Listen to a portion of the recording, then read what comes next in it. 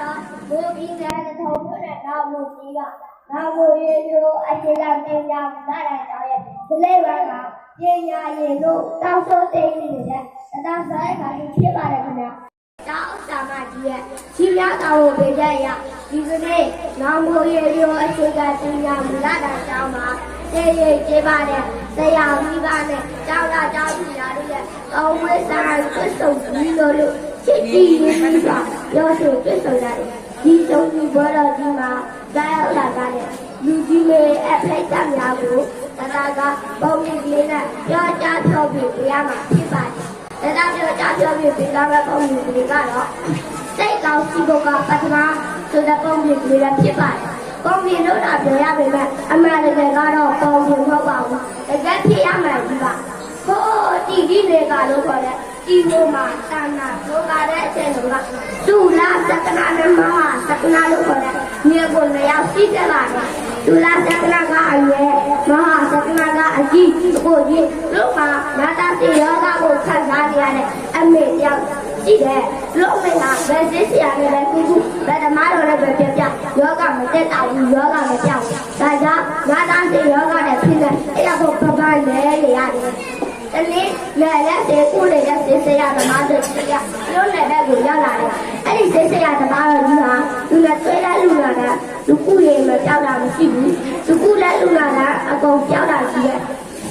သူလာသက္ကနာနဲ့မဟာသက္ကနာကလည်းလို့မေရဲ့ယောဂကိုကုသဖို့အတွက်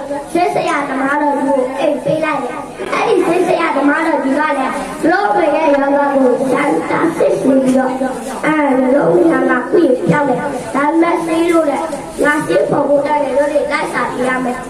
လိုက်စာပေးပါတော့ကျွန်တော်တို့ကြောက်မယ်ဆိုဆေးဖို့ဖို့ပါလို့အဲ့ဒီလက်စာကြီးပြောပါကျွန်တော်တို့အကုန်လိုက်စာပေးပါမယ်ရုံးပြောအတူလည်းစလာတော့ဖတ်လာခဲ့အဲ့ဒီရုပ်ကိုအခုတောက်ခုချက်ချင်းဆေးပေါ်ရမယ်နောက်ကြတော့လို့မရဘူးဒါကြောင့်အစေတကောဖတ်လာခဲ့မဟာစေကနာကညီပြည့်တဲ့စကားစကနာကိုကြားလိုက်တယ်ဒီလေတော့လည်းမှာပတ်စပါလေးကိုလာစားတယ်ရောရအများကြီးပဲအဲ့မှာညီလေးတကောတော့ဖတ်လာခဲ့မဟာစကအခုခလာလည်းဆိုသူလာစကနာကလည်းလုံးဝရဲ့ယောဂကိုကုသဖို့အတွက်ရဖို့ဖို့လိုအပ်တဲ့ယောဂကိုအစီလာစကားတော့ဘာလို့တော်လည်းစဉ်းစားပါတော့တယ်ရောလည်းမလည်းထောက်စားအပ်လူလေးတော့ဘာလို့ဘလာစားနေလဲယောဂရဲ့အများကြီးပဲယောဂတွေဟာသူလာစကနာလည်းကိုစဉ်းစားတာပြီးတော့ဒီမှာတောက်လို့ပြေးကုန်တယ်သူလာစကနာကလည်းလုံးဝရဲ့ယောဂကိုကုသဖို့အတွက်ရဖို့ဖို့လိုအပ်တဲ့ယောဂကိုတော့ပြီးရတယ်အမှတိုင်းရွေးလိုက်လဲယောဂလေးတော့ဟာတတ်ဆိုးတာနဲ့အင်တာချူပိတ်တဲ့ချုံတော်လေးကိုတော့ကိုမိသွားတယ်အဲ့ဒီတော့ဟာဘိုက်ကိုလိုပဲဒီလိုလည်းမရဆုံးလို့လည်းမရတယ်ဘိုက်ကိုထက်ကငါကလေးတွေမိနေလို့ယောဂလေးခင်ဗျားမှလည်းအင်တာချူပိတ်တဲ့ချုံတော်လေးမှာညှိသွားတယ်ဒီလားစကနာအဲ့ဒီကိုရောက်လာပြီးယောဂလေးကိုဖမ်းလိုက်တယ်ယောဂလေးခင်ဗျားမှလည်းသူ့ခင်ဗျားတင်မှာအားတလို့အလားတွေပါတစ်ဆက်စားသုံးနေစားတယ်အဲ့ဒါကိုကြည့်ပြီးသူလားစကနာကဟာရုပ်လေးခင်ဗျာသူခင်ဗျာတင်မှာတော့ဒါလို့သားတွေပါတစ်ဆက်စားသုံးနေစားပါလားဒီမှာကြောက်တဲ့ငါ့လိုယောဂပြောက်ပြီးအသက်ရှင်ပြီးတော့ဒီမှာကြောက်တဲ့ဒီရုပ်လေးရဲ့အသက်ကိုတတ်ပြီးရှင်းပေါ်ရမယ်လို့ပြောလူဒီကမှမဖြစ်သေးဘူးဖြစ်ချင်တာဖြစ်တော့ကွာဆိုပြီးသူလားစကနာရုပ်လေးကိုလွတ်ပြီးလိုက်ရောက်လေးခင်ဗျာမှလည်းဒီပြရတယ်လွတ်သွားလို့ဆိုခင်ဗျာပြောလို့ပြေးစားတယ်အဲ့ဒါကိုကြည့်ပြီးသူလာစကနာကဒီကြည့်နေပြည့်နေတယ်ရုပ်လေးကိုလွတ်ပြီးတော့သူလာစကနာအိမ်ကိုပြန်လာတယ်အဲ့ရတော့သူ့ကိုယ်လေးဆက်စရာလို့အဲ့ဒီနာချင်းလူကြီးပါရတော့ဝမ်းမကြတာပေါ့အဖြစ်လာတဲ့ရုပ်လောကမမရလာဘူးလားရတယ်ဟာအဲ့ဆိုတော့မှလည်းရုပ်ကလွတ်ပြီးရတယ်ဟာဘာဖြစ်လို့လွတ်လာရတာလဲကွာမင်းမေယောကပြောက်ပြီးအသက်ရှင်မှုကရုပ်လောကမှာအရာကြီးလိုအပ်တဲ့ဆိုတာမင်းမသိဘူးလားအဖြစ်လို့မင်းလွတ်ပြီးလိုက်ရတယ်တိတယ်ရုပ်ကလေးကတင်မှာကြောက်တယ်ဒါကြောင့်လွတ်ပြီးလိုက်ဟာမင်းမေလည်းတင်မှာကြောက်တာတော့ကွာမင်းကမင်းမေရဲ့တော့ရော်ရဲတက်လာတော့မှတောင်းတာလည်းကမရတာဆိုတာပဲလို့ဆိုတော့ဒီလားစကနာကိုဝါပြီးပြစ်တင်ရတယ်အဲ့မှာဒီလားစကနာကယူတဲ့ခွဲကိုခါပြီးတော့ငါယူမှတိတာတဲ့အလကစ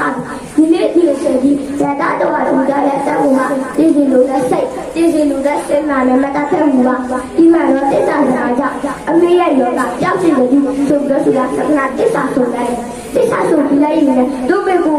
ကြည့်တော့ကဆောင်းတောက်စားအဲ့မှာတို့မေဟာလောလောလာလာတဲ့လက်နာတွေလည်းကြီးနေလာတဲ့စကားလိုလည်းပြောလို့တက်လာတယ်လက်ချရွေးတွေကိုတို့မေကိုအကုန်တိုက်လိုက်တဲ့အချိန်တို့မေချက်ချင်းနဲ့ယောဂတွေအကုန်ဆက်ဆက်လေးလေးပြပြပါတော့အခုဒီကျမ်းမှာလည်းဒီပြဖြစ်တာအကယ်၍ဆူလာစကနာလာရုပ်ကလေးအတက်ကိုတာပြီးဆေးပေါ်လာမယ်ဆိုရင်ဆူလာစကနာအမေရဲ့ယောဂဟာပျောက်ချင်ရင်လည်းပျောက်သွားမပျောက်ချင်ရင်လည်းမပျောက်ဘူးမတည်ကြဘူးတည်ကြတာကတော့ဆူလာစကနာရဲ့သူ့အမေရဲ့သူ့အကူရဲ့ဆွေးရှာရဲ့အားလုံးဟာသူ့အသက်တစ်ချောင်းကိုတတ်ချင်ယူတယ်မကောင်းဘူးအခုလိုယူလို့မရတာဖြစ်တော့မှတည်ကြရအခုဆူလာစကနာကစိတ်ကောင်းရှိတဲ့တော့ဒီမှာကြောက်တဲ့ငါအမေယောဂပျောက်ရအသက်ရှင်ဖို့ဒီမှာတောက်တဲ့ဒီရုပ်လေးရဲ့အသက်ကိုတာပြီးရှင်းပေါ်ရမယ်လို့ပြောတို့ဒီထဲမှာမဖြစ်တဲ့ဘူးဆိုလည်းအကြည့်ဝင်လာတော့ဆူလာစကနာရုပ်လေးကိုလွတ်လာတဲ့အတွက်ဆူလာစကနာရဲ့ယောဂလည်းပျောက်သွားတယ်ဒါကြောင့်ဘဝကိုစိတ်ကဖန်ဆင်းတယ်ယောဂကိုစိတ်ကဖန်ဆင်းတယ်ကောင်းမြတ်တဲ့ဘဝကိုကောင်းမြတ်တဲ့စိတ်ကဖန်ဆင်းတယ်ကောင်းမြတ်တဲ့ယောဂကိုကောင်းမြတ်တဲ့စိတ်ကဖန်ဆင်းတယ်ဒါကြောင့်ကောင်းမြတ်တဲ့ဘဝကောင်းမြတ်တဲ့ယောဂကိုကောင်းမြတ်တဲ့စိတ်ကောင်းတဲ့လောကနဲ့ဖန်ဆင်းတည်ဆောက်နိုင်ကြပါစေလို့သုစာရတိရဲ့စိတ်ကောင်းရှိဖို့ကပထမဆိုတဲ့တရားရဲ့အပေါင်းပြုလေးကိုဒီမှာပဲဤကိုဆက်လိုက်ပါတယ်ဆိုတော့အားလုံးကိုကျေးဇူးတင်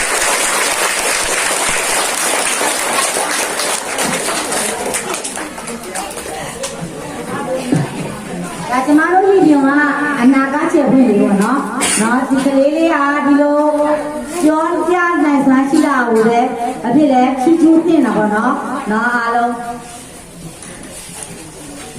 စီစဉ်ရညာနာတံပွဲတွေဆရာရှိသည့်ကျောင်းသားကျောင်းသူများကိုဆုချီးမြှင့်တာဖြစ်ပါတယ်ရှင်